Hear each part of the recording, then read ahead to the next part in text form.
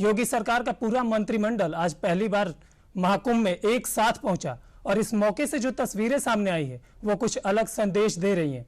तस्वीरें भी हम आपको दिखाएंगे, साथ ही महाकुंभ से योगी की तरफ से दिए महा गिफ्ट के बारे में बताएंगे, लेकिन इस खास रिपोर्ट में।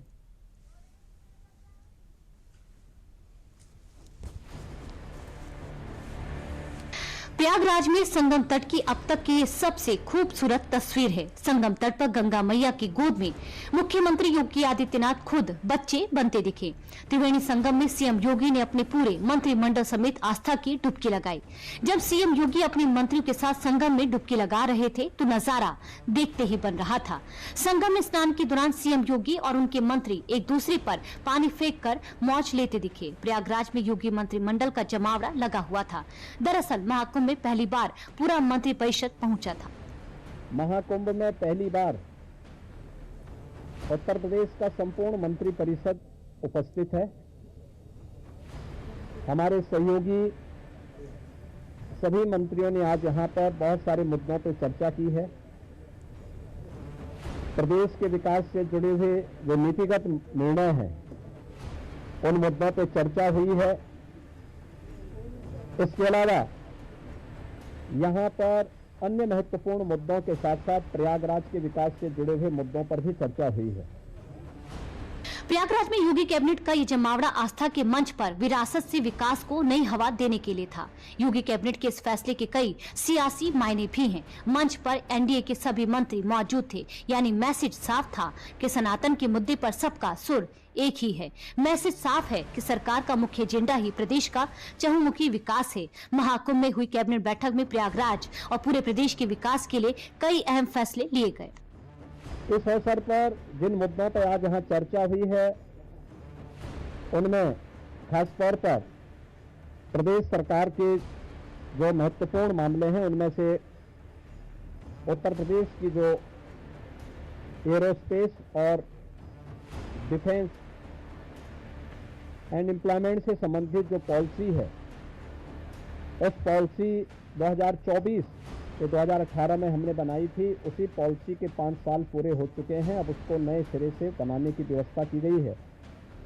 इस पॉलिसी को यहाँ पर अब हम लोगों ने बड़े निवेश को आमंत्रित करने के लिए उसमें नए इंसेंटिव की घोषणा की है। आज इस पर चर्चा हुई है। इनमें एक मिर्जापुर का है, 10,000 करोड़ रुपए से अधिक का निवेश का है, एक मुरादाबाद का है और अन्य 2 प्रस्ताव जिन पर आज यहाँ पर लेटर ऑफ इंटेंट के बारे में चर्चा हुई है। युवाओं को स्मार्टफोन और टैबलेट उपलब्ध कराने की भी स्कीम को यहाँ पे व्यवस्था दी गई है। योगी कैबिनेट में कई अहम फैसले लिए गए, जिनमें से एक बड़ा ऐलान धार्मिक सर्किट का ऐलान है। मुख्यमंत्री योगी आदित्यनाथ ने महाकुंभ में मंत्रिपरिषद की बैठक के बाद यूपी में 7 जिलों को मिलाकर नया धार्मिक सर्किट बनाने की बात कही है। सीएम योगी ने ऐलान भी किया है कि लखनऊ की तर्ज पर प्रयागराज, चित्रकूट और Varanasi Vindhya special development region बनाया जाएगा। इसको लेकर के हम लोग जो आदरणीय प्रधानमंत्री जी का विजन है, जैसे लखनऊ में हम लोगों ने स्टेट कैपिटल रीजन लखनऊ और उसके आसपास के जनपदों को मिलाकर के एक डेवलपमेंट का प्लान बनाया है। ऐसे ही प्रयागराज और चित्रकूट को मिलाकर के एक डेवलपमेंट रीजन यहाँ पे हम डेवलप करेंगे। इसके लिए इंफ्रास्ट्रक्चर के लिए जो महत्वपूर्ण होगा वह एक गंगा एक्सप्रेसवे का एक्सटेंशन हम लोग देंगे।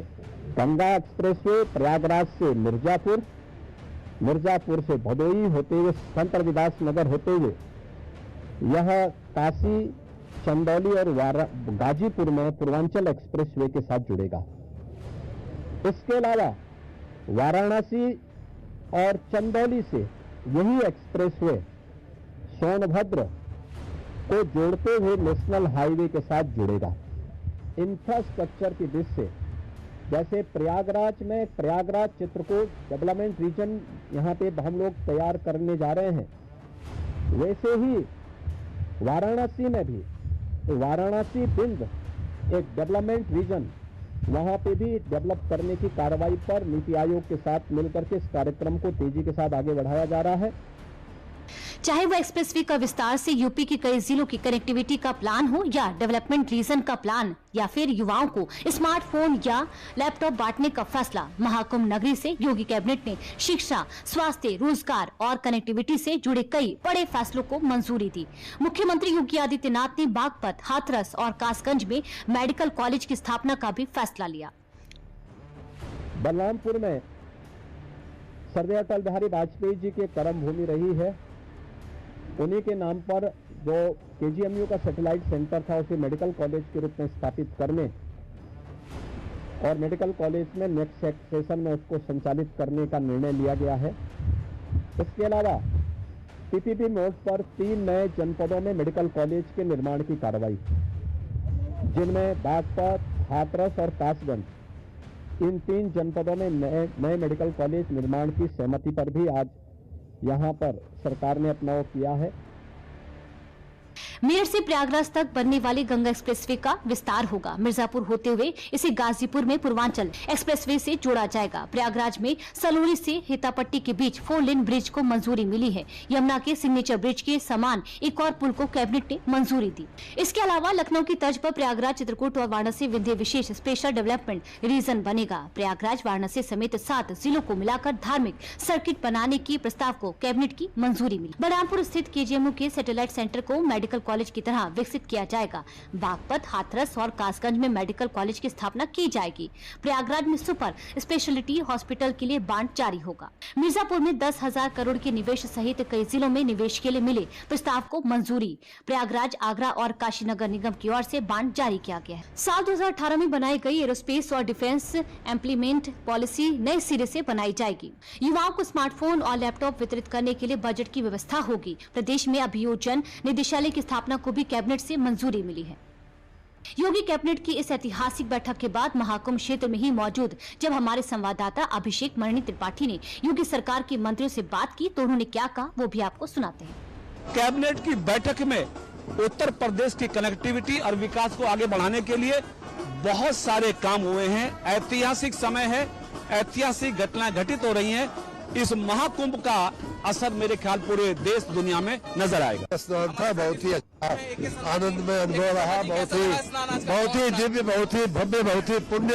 और आपको भी मैं सिफारिश करूंगा कि आप भी स्नान कर लीजिए। जब 19 में भी जब हुआ था कैबिनेट की बैठक, तब भी महाराज जी ने, माननीय मुख्यमंत्री ने निराश नहीं किया था और गंगा एक्सप्रेस देश की सबसे बड़ी एक्सप्रेसवे का उन्होंने घोषणा किया था और बड़ी तेजी से बन रहा है। आज फिर उन्होंने ऐतिहासिक फैसला लिया इस कैबिनेट में। यहाँ पर 6 लेन के 2 पुल बन हो रहा है और एक्सप्रेसवे को, गंगा एक्सप्रेसवे को बुंदेलखंड और पूर्वांचल एक्सप्रेसवे से जोड़ा जा रहा है। बीजेपी ने इस बैठक के जरिए न सिर्फ यूपी के विकास का खाका खींचा है, बल्कि बीजेपी में अंदरूनी कलह के विपक्ष के हमलों का जवाब देने की भी पूरी कोशिश की है। अब जरा इन कोशिशों पर मुहर लगती हुई इस वाकये को देखिए। अपने मंत्री परिषद के सभी साथियों की ओर से हृदय से स्वागत करता है, अभिनंदन करता है। कहाँ गए राजभर जी और ये कहाँ गए अपने आशीष पटेल जी, निषाद राज कहाँ हैं लोग? आप लोग पीछे क्या छुपे हैं? इधर आइए।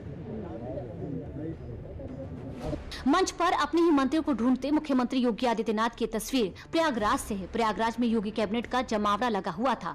कैबिनेट की बैठक के बाद मुख्यमंत्री योगी आदित्यनाथ जब मंच पर पहुंचे तो अपने मंत्री आशीष पटेल, ओम प्रकाश राजभर और संजय निषाद को नाम लेकर आगे बुलाने लगे।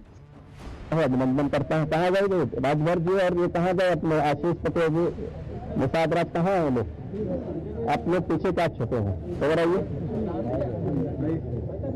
कहाँ राजभर जी कहाँ गए? कानून कहाँ है? कानून कहाँ है?